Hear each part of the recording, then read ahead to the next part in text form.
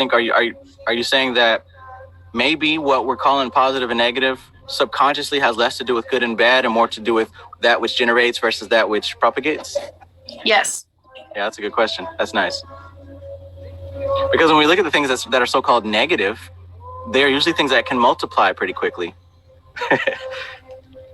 And the things that are positive are usually things that are moving in a specific direction. What's something society calls negative? Here's one that involves gender too, or that social bias, hitting women. Okay. Hitting women, that's a negative thing.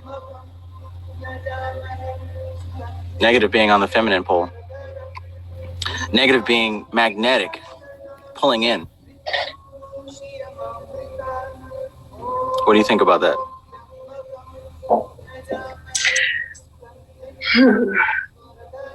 I don't know, because we have to now redefine what negative and positive is, right? Yeah. Because it's movement.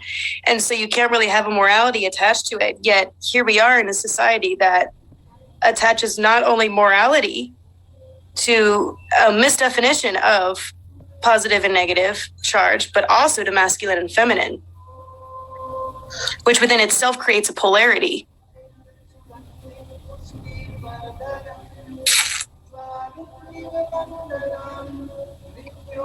Why is it that a man shouldn't hit a woman? I don't know. Well, okay. So the common thing is that men are supposed to be stronger than women, and therefore they can do more damage. Mm-hmm.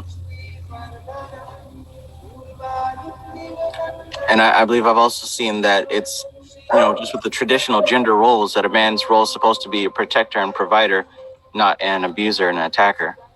Ah, yes.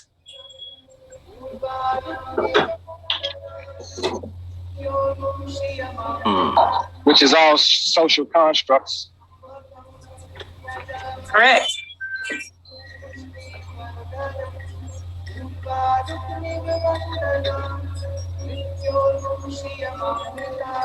Yeah. So I guess it sounds like that's going more in the territory of morality and right versus wrong, according to the social construct. Right. I mean, maybe we can't really comment on that kind of thing if we're to look at it within a true definition standpoint, because within itself, it's just all backwards.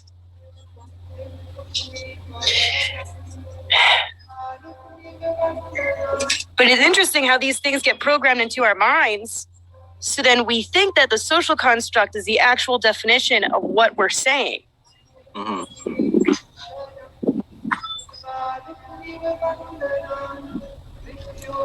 So yeah, Excuse me, Alex Becker's channel. General confusion. So it sounds like positive and negative has become clouded with morality. And truly positive and negative should have nothing to do with morality whatsoever. Or feminine and masculine. Yeah. So positive and negative has more to do with masculine and feminine than it does morality. Right.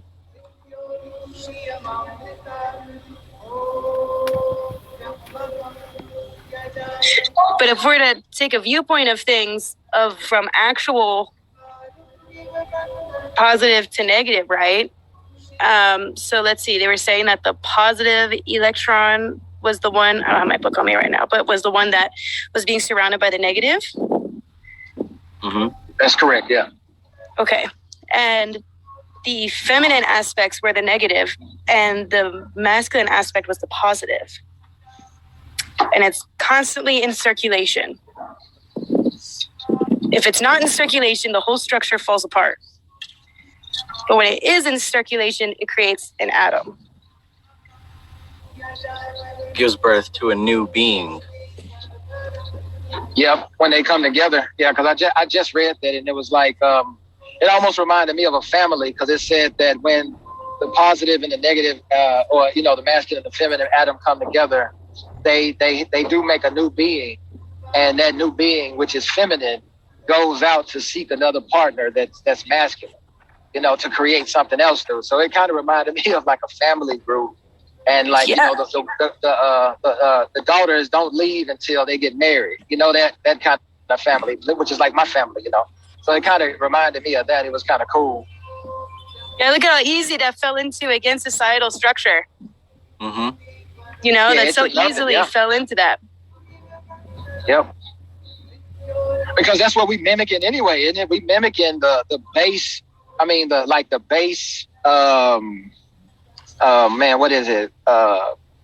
Structure of things. You know what I mean? It's like everything is. I'm sorry, what you say? Falling into that pattern. Yeah.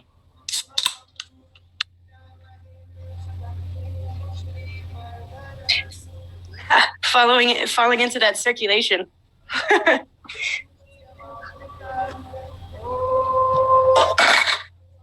So, who says that it's the right thing to do to go out and start a family? And the human tradition, it's not even a choice. That's what's expected because of the biology. That's what's expected because of being an incarnated entity. It's not right or wrong, although we're taught that it's right. And although this seems kind of arbitrary to even talk about, this is one of the pillars and the foundations of our society, right? Because we talk about, with the not hitting women, we talk about how we feel about children and babies, right? Nothing much has to be said, but the concept of someone hurting a child, it enrages you, or the average person, right? It enrages us because, it doesn't even have to be explained. It just is. But that has more to do with this programming of family structure and how, we think of abortion in the public eye. There's a big debate. Some people are really against that concept of abortion, and that has to do with this built-in mechanism of the family structure. It's nothing that we're even taught. We're literally born with that programming to want to have that family unit because we're following the pattern. It's a pattern. It's not a right thing to do. It's not a wrong thing to do. It's an unconscious pattern.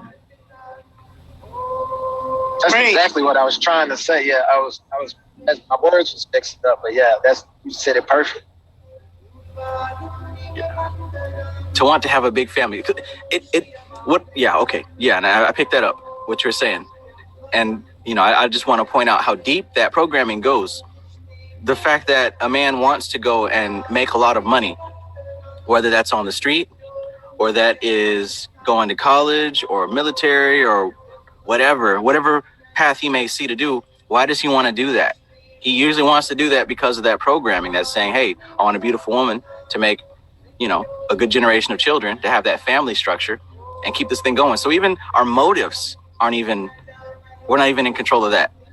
If our motives are based on, I want a good job so I can have a beautiful family, that's not even an intention that's created by you. That's an intention given by the machine that we're operating here. Mm-hmm. Yikes. Yeah. I always say that too, like everything that a man does is for a woman. I mean, and it's everything. You know what I mean? If you consider yourself a masculine man, you dress good, you want to smell good, you want to drive a nice car, you want a nice house, but it's all to attract. You know what I mean? It's all to attract. And you're right. It's an innate thing that you don't have to think about. It's there. You know what I mean? It's just there. Born with it. We fight, we live, we die for that. We die for it. How many people have died over a woman or over the desire or that programming? Something that you don't want to just do. Yeah. So many, man. I mean, how many wars have been started over women? I mean, yeah, that part, it's crazy because all of those people that died in those wars died over that woman. You know what I mean? So it's crazy. And I was doing some research. I made a post on Instagram yesterday about anchoring and sigils.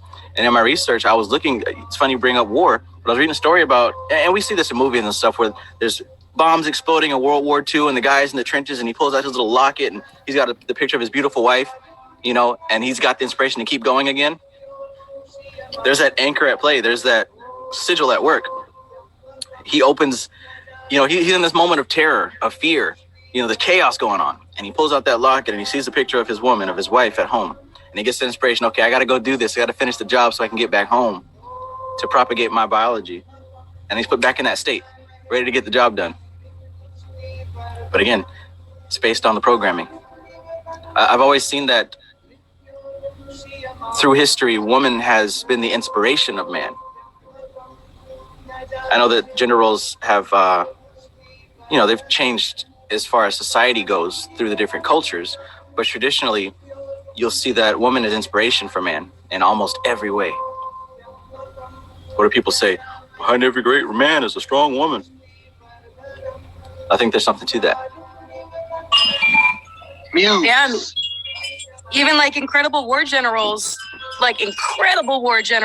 were traditionally women in a lot of those roles because they were the ones that were, because they were able to see beyond, sort of like in between the lines, I guess. But you had a lot of societies that had like war generals, and again, right? Here comes our thing with positive and negative, right? Like you were bringing about masculinity, how men in general will identify as masculine, and a ton of women in general will identify as feminine, not identifying both within themselves first. And so this man or the woman will spend their entire lives trying to prove their femininity to what they perceive as the other half or the masculinity. And to not do so would be considered negative, because we have in our minds that programmed, right? When we hear the trigger word positive, we think that means like something real and strong, but negative is like unreal or weak. And both of those are absolutely not true. Like those have nothing to do with the definitions. Goodness gracious. So another yikes. What you said in the beginning of that, we don't acknowledge that both exist within us. We spend our lives trying to prove our masculinity, trying to prove our femininity. It's 2:00. Thanks, Maxine. That in itself causes so much suffering. Look at all these dudes out here trying to prove their masculinity. All these women trying to prove their femininity. And here's the thing. It's not even proving what masculinity and femininity actually means, because these people don't know. We don't know. We're trying to prove the societal conception, the societal image of masculinity and femininity. How can you say that masculinity is big muscles and, stone cold, tough attitude, somebody who's very aggressive? How can we say that that's masculinity when we go to other cultures and it's not defined the same? If you look at, if you just do a scan of different cultures across the world, and not just the Western cultures, I'm talking about Eastern cultures, whether it be in the African continent, whether it be in the Indian continent, whether it be in the ancient world, in Australia and things like that, the gender roles don't look like they look here in America. So we have people here that are causing themselves so much pain trying to prove their masculinity and femininity. We're not trying to we're basically just trying to prove that we can fit into society. Which is interesting how that karma is playing out, right? How that part of the process plays out in so many of our lives. Like that is an aspect of, some people spend their whole lives trying to figure out what is masculine and what is feminine, and how does that identify with me? Mm-hmm. Like that's their whole life. You're absolutely right. We see it. Most of the people that we know have gone through or are going through that struggle. As opposed to being what you are, we're trying to fit into a mold. We're trying to be something. As opposed to being what we are already, we're trying our damnedest to be something. Ain't that something?